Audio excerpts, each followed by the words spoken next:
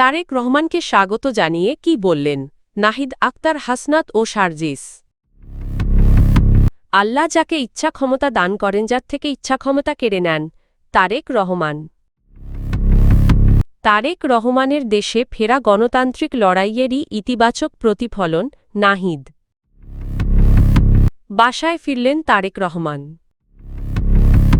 I have a plan. Tarique Rahman.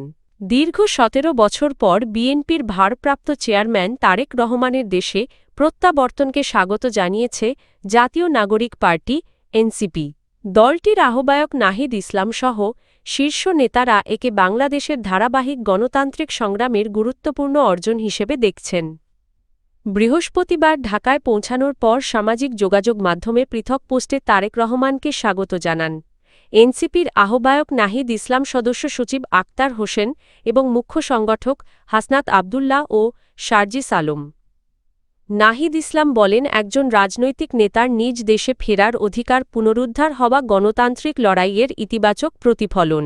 Tarique রহমানের অংশগ্রহণ বহুদলীয় গণতন্ত্রকে আরও শক্তিশালী করবে বলেও তিনি আশাবাদ ব্যক্ত করেন। আক্তার হোসেন তার পোস্টে দীর্ঘ নির্বাসন ও নিপীড়নের কথা উল্লেখ করে বলেন, জুলাই গণ অভ্যুত্থানের শহীদদের আত্মত্যাগের ফলেই আজ এই প্রত্যাবর্তন সম্ভব হয়েছে।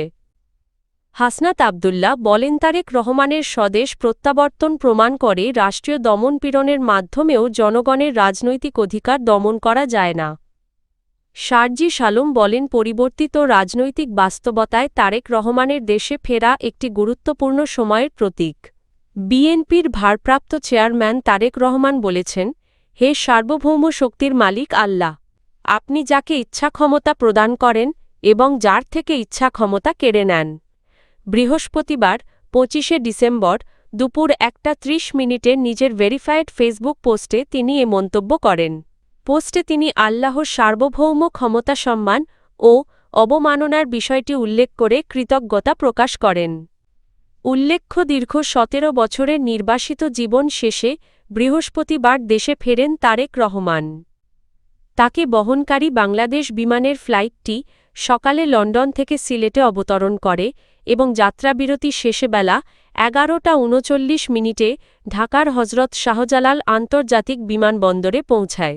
জাতীয় নাগরিক পার্টির এনসিপি আহ্বায়ক নাহিদ ইসলাম বলেছেন, বিএনপির ভারপ্রাপ্ত চেয়ারম্যান তারেক রহমানের দেশে ফেরা বাংলাদেশের গণতান্ত্রিক লড়াইয়ের একটি ইতিবাচক প্রতিফলন। বৃহস্পতিবার ২৫শে ডিসেম্বর সন্ধ্যায় গণমাধ্যমে পাঠানো এক বিবৃতিতে তিনি এ মন্তব্য করেন।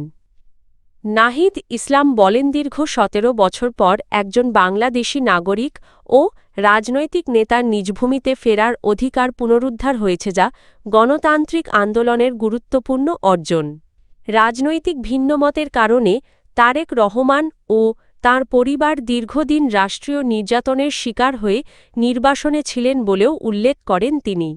নাহিদ ইসলাম আরও বলেন, হাজারো শহীদের আত্মত্যাগের মধ্য দিয়ে সৃষ্ট গণ অভ্যুত্থানের ফলেই এমন একটি পরিবেশ তৈরি হয়েছে যেখানে তারেক রহমান দেশে ফিরতে পেরেছেন। ভবিষ্যতে যেন ভিন্নমতের কারণে কোনো রাজনৈতিক নেতাকে দমন-পীড়নের শিকার হতে না হয়, এমন একটি গণতান্ত্রিক রাষ্ট্র প্রতিষ্ঠাই তাদের লক্ষ্য বলে জানান তিনি।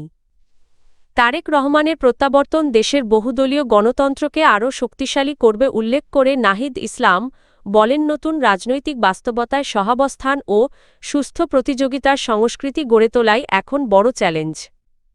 উল্লেখ্য, বৃহস্পতিবার দুপুর ১২:১৫টায় লন্ডন থেকে আসা বাংলাদেশ বিমানের একটি ফ্লাইটে ঢাকায় পৌঁছান তারেক রহমান। বিমানবন্দর থেকে তিনি পূর্বাচলের ৩০০ ফিট এলাকায় আয়োজিত সংবর্ধনায় যোগ দেন এবং পরে রাজধানীর এভারকেয়ার হাসপাতালে চিকিৎসাধীন তার মা সাবেক প্রধানমন্ত্রী বেগম খালেদা জিয়াকে দেখতে যান। বিএনপির ভারপ্রাপ্ত চেয়ারম্যান তারেক রহমান রাজধানীর বসুন্ধরা আবাসিক এলাকার এভারকেয়ার হাসপাতালে চিকিৎসাধীন তার মা ও সাবেক প্রধানমন্ত্রী বেগম খালেদা জিয়াকে দেখে গুলশানের বাসায় ফিরেছেন। বৃহস্পতিবার রাত ৮:৩০টার পর তিনি গুলশান অ্যাভিনিউয়ের ১৯৬ নম্বর বাড়িতে পৌঁছান, যেখানে তিনি পরিবারসহ অবস্থান করবেন। পাশের বাড়ি ফিরোজা বেগম খালেদা জিয়ার আবাসস্থল। দীর্ঘ ১৭ বছর পর দেশে ফিরে বৃহস্পতিবার দুপুরে পূর্বাচলের ৩০০ ফিট এলাকায় আয়োজিত গণসংবর্ধনায় যোগ দেন তারেক রহমান। সংবর্ধনা শেষে বিকেল 4:30টার দিকে তিনি এভারকেয়ার হাসপাতালের উদ্দেশ্যে রওনা হন এবং সন্ধ্যা 5:50 হাসপাতাল চত্বরে প্রবেশ করেন। এর আগে সেখানে পৌঁছান তাঁর স্ত্রী ডা. জুবাইদা রহমান ও কন্যা জাইমা রহমান। এ সময় হাসপাতাল এলাকায় নিরাপত্তা ব্যবস্থা জোরদার করা হয়। উল্লেখ্য, গত 23শে নভেম্বর থেকে এভারকেয়ার হাসপাতালে ভর্তি আছেন বেগম খালেদা জিয়া। 27শে নভেম্বর তাঁর শারীরিক অবস্থার অবনতি হলে তাকে ক্রিটিক্যাল কেয়ার ইউনিটে নেওয়া হয়।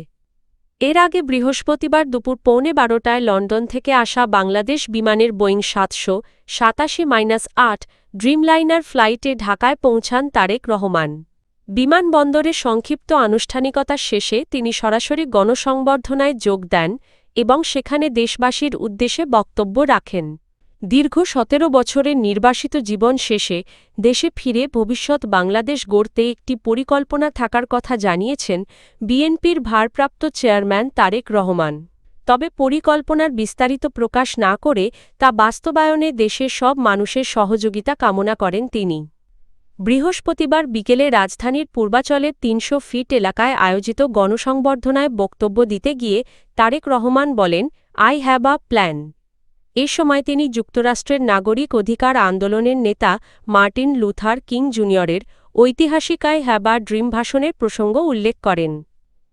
তারেক রহমান বলেন, দেশে শান্তি ও স্থিতিশীলতা রক্ষা করাই তাঁর প্রধান লক্ষ্য।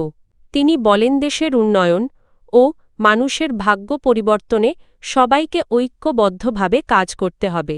এই জন্য তিনি জনগণের সমর্থন ও সহযোগিতা চান। নিরাপত্তা ও শৃঙ্খলার ওপর জোর দিয়ে বিএনপির ভারপ্রাপ্ত চেয়ারম্যান বলেন, ধর্মশ্রেণী, বয়স বা রাজনৈতিক পরিচয় নির্বিশেষে প্রতিটি মানুষ যেন নিরাপদে জীবনযাপন করতে পারে, এটাই তাঁদের প্রত্যাশা। যে কোনো ধরনের বিশৃঙ্খলা পরিহার করে দেশের শান্তি বজায় রাখার আহ্বান জানান তিনি। উল্লেখ্য, বৃহস্পতিবার দুপুরে দেশে ফেরার পর দীর্ঘ পথ পাড়ি দিয়ে তারেক রহমান পূর্বাচলের গণসংবর্ধনা মঞ্চে পৌঁছান এবং সেখানে দেশবাসীর উদ্দেশ্যে প্রথম বক্তব্য রাখেন।